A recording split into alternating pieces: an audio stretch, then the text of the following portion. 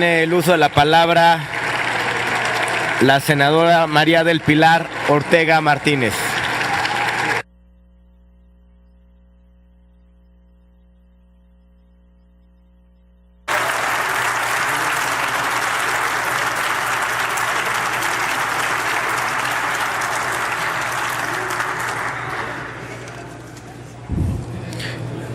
Tiene el uso de la palabra la senadora María del Pilar Ortega Martínez.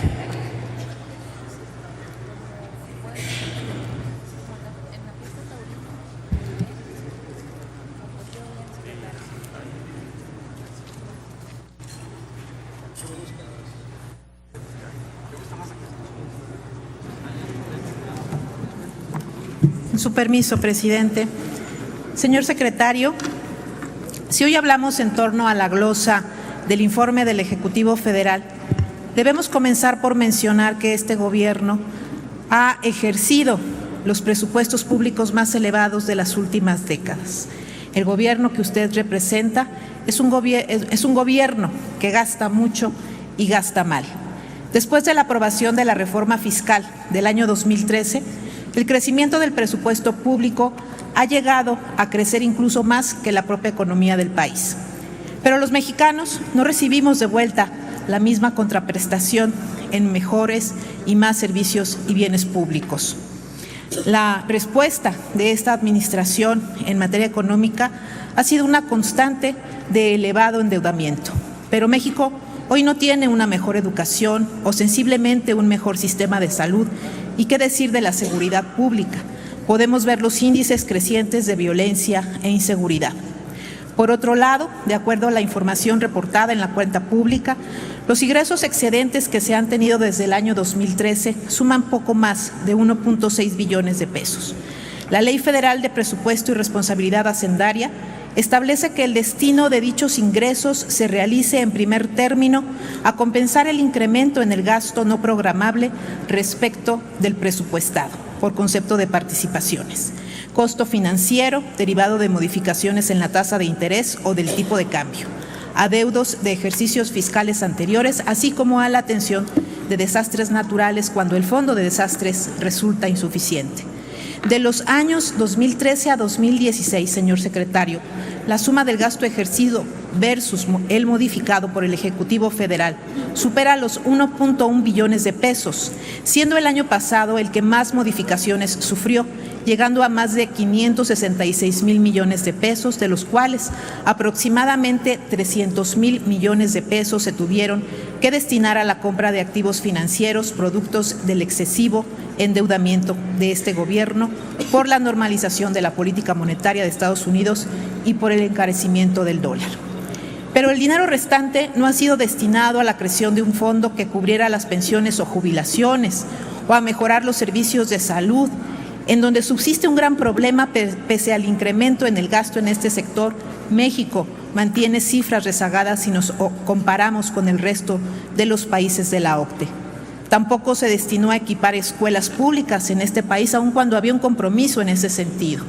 En contraste, vemos que de 2013 a 2016 sí se reporta un incremento enorme, por ejemplo, en gastos de propaganda y publicidad gubernamental, llegando en 2006 a 36,261 millones de pesos, que equivale al 71% más de lo que se aprobó por el Congreso. Es por ello que le pregunto si no cree usted, señor secretario, que ante la emergencia que enfrentamos en estos momentos, ante los recientes sismos que destruyeron vidas, patrimonio y esperanza de miles de mexicanos, y donde todas las instituciones debemos poner al servicio de los mexicanos nuestro mayor esfuerzo, que es factible que tales recursos puedan tener un mejor destino y se destinen a atender las lamentables consecuencias de estos hechos? Quiero destacar también algunas otras interrogantes. En los últimos 2 años se ha subestimado la recaudación de impuestos sobre la renta en 350,000 millones de pesos. ¿Considera usted, señor secretario, que esta falla en los pronósticos de recaudación es normal? Sobre todo porque con parte de ello se pudiera disminuir el IEPS a gasolinas y eliminar el gasolinazo. ¿Cómo garantizaría usted que ahora sí la política de gasto público esté orientada a consolidar el crecimiento económico e impulsar la generación de empleos, dado que durante el sexenio actual la inversión pública ha contribuido de manera negativa al Producto Interno Bruto? ¿Qué políticas económicas piensan utilizar para que la inversión en infraestructura sea uno de los motores del crecimiento económico si las actuales no han sido suficientes para lograrlo? ¿Cree usted que la demanda interna pueda apoyar el crecimiento económico de México cuando hay bajos ingresos por la tóxica reforma fiscal y la insuficiencia del empleo? ¿Nos podría comentar, señor secretario, a cuáles programas presupuestarios se plantea incrementar el presupuesto en 2018 derivado de una excelente evaluación por parte de Coneval y a cuáles se les va a reducir su presupuesto por la mala y deficiente evaluación de este Consejo? En otro tema, también quisiera destacar un asunto trascendental que sigue lastimando a México y es la situación de la violencia y las violaciones a derechos humanos que se siguen cometiendo en este país. En este Senado hemos recientemente aprobado una ley general de desaparición forzada que establece importantes avances como Sistema Nacional de Búsqueda y fortalece a las instancias del Estado para combatir este fenómeno. A pesar de que dicha ley fue aprobada en comisiones ya en la Cámara de Diputados y está enlistada el día de hoy para su debate, no sabemos cuándo concluirá el proceso legislativo y siendo un asunto de la mayor relevancia, quisiera preguntarle si tiene usted ya un plan presupuestal para atender las obligaciones que en su momento impondrá esta nueva ley una vez que sea promulgada. Por sus respuestas, muchas gracias. Muchas gracias, senadora. Tiene el uso de la palabra, señor secretario.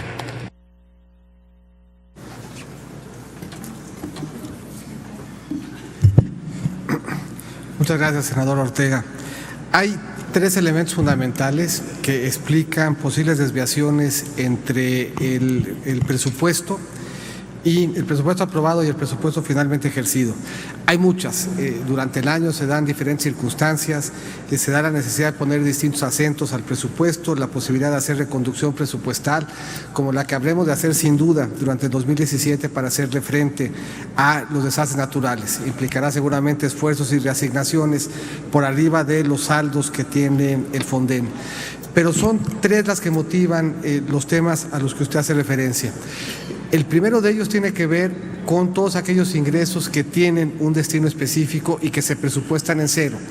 Es la práctica presupuestaria correcta. No es sino hasta que se actualiza el ingreso que se le autoriza a la dependencia este ingreso como excedente y la posibilidad de gastarlo. El caso más usual, el caso más claro, es el que tiene que ver con los recursos que alimentan al Consejo de Promoción Turística Mexicana y también al Instituto Nacional de Migración. Estos se alimentan con el derecho del no inmigrante.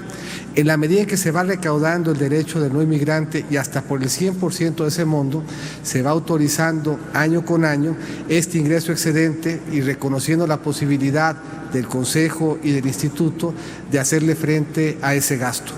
Todos los años, en consecuencia, tenemos una diferencia hasta por el monto de los ingresos con destino específico que se presupuestan en cero. Un segundo elemento que explica la diferencia es el remanente de operación del Banco de México. La práctica presupuestaria nos lleva siempre a presupuestar el remanente en cero y nos lleva a presupuestarlo en cero porque su destino también está fijo por ley. Cuando el remanente se actualiza, nosotros estamos obligados desde una modificación que se hizo en el 2015 a utilizar el remanente en su totalidad para mejorar el balance del sector público. El 70% ya sea para emitir menos deuda o para pagar la ya existente y hasta el 30% para alimentar diversos fondos de estabilización. En los últimos 2 años se han dado remanentes importantes, en los últimos 2 en consecuencia este ingreso excedente se afecta a un gasto presupuestal determinado por ley. Aparecerá este año un monto superior de gasto al presupuestado hasta por el monto del remanente, pero ese monto del remanente se habrá traducido en que paguemos deuda o alimentemos los fondos de estabilización. Por cierto, la primera vez en muchos años que contamos con saldo en estos fondos de estabilidad de ingresos presupuestarios que permiten un elemento de apoyo adicional al presupuesto y un elemento adicional de certeza frente a la volatilidad que estamos enfrentando. Eso implicó que durante 2016 y en el 2017 el balance público mejore por arriba de lo que originalmente se tenía presupuestado. Este año teníamos presupuestado un superávit primario de 0.4 y será superior hasta por el monto que destinemos para mejorarlo de los remanentes. El año pasado el déficit que se tenía autorizado era mayor que el que se materializó, también con cargo a los excedentes que se materializaron. Y el tercer componente de diferencia, que sumado al remanente prácticamente explica todo el exceso de gasto al que usted hace referencia en el 2016, tiene que ver con este mandato que teníamos en la reforma energética de apoyar con gasto a Pemex y a CFE, peso sobre lo que había reducido Pemex y CFE su pasivo pensionario. Esto ilustra que en ningún caso hay un gasto que no esté contemplado en ley y que en todos los casos estos ingresos excedentes tienen un destino específico que se ha materializado en el uso del gasto público. Sabíamos desde el principio, así vienen los criterios económicos, en los criterios de política económica del 2014, que empezaríamos un proceso de consolidación fiscal, que la expansión que se dio al principio de la administración y que se dio fundamentalmente en inversión pública, eventualmente tendríamos que recortarlo conforme fuéramos consolidando las finanzas públicas. Y eso nos obligó, y desde muchas perspectivas motiva, y hoy celebramos, a las reformas estructurales, porque permitieron que fueran otras las fuentes de inversión las que complementaran la inversión pública. Hoy, frente al entorno que vivimos en el precio del petróleo, la inversión pública de Pemex se redujo, como se redujeron el de todas las empresas petroleras, pero se complementó el ingreso con la inversión que viene del sector privado. Cuando revisamos nuestra geografía de inversión pública y vemos puertos y aeropuertos en los que se está invirtiendo, se hacen al amparo de proyectos que hoy la ley permite y que antes no se hubieran podido hacer, sobre todo un marco moderno de APPs que nos permite con transparencia financiar proyectos que tienen en muchos casos su propia fuente de pago sin que presionen las finanzas públicas. La modernización del puerto de Veracruz, el aeropuerto de la Ciudad de México son buenos ejemplos de eso. Pero cada sector que correctamente abrimos a la participación de privados y cada peso que ellos invierten alivian de la presión de haberlo hecho de recursos públicos, sabiendo que hubiéramos tenido o que teníamos enfrente el reto de consolidarlo. Y termino solamente para ilustrar el impacto del presupuesto base cero y lo que estamos proponiendo en el presupuesto del 2018. Antes del presupuesto base cero, 4 de cada 10 pesos, entre 4 y 5 de cada 10 pesos de gasto social se orientaba a aquellos programas que Coneval identificaba como prioritarios. En el presupuesto de 2018, la cifra equivalente es 7 de cada 10. Y abusando de unos segundos adicionales, sabiendo lo que importa para este Senado, la ley de desaparición forzosa, si bien toda vez que no se ha aprobado en diputados y no existe, por lo tanto, la figura, no podíamos presupuestarlo, pero hicimos una previsión que nos permitirá en el año, y esa es una razón adicional que implica desviaciones del presupuesto aprobado al que finalmente se ejerce, hacer una reconducción que nos permita darle aliento presupuestal a esta iniciativa. Muchas gracias, señora senadora. Muchas gracias, señor secretario.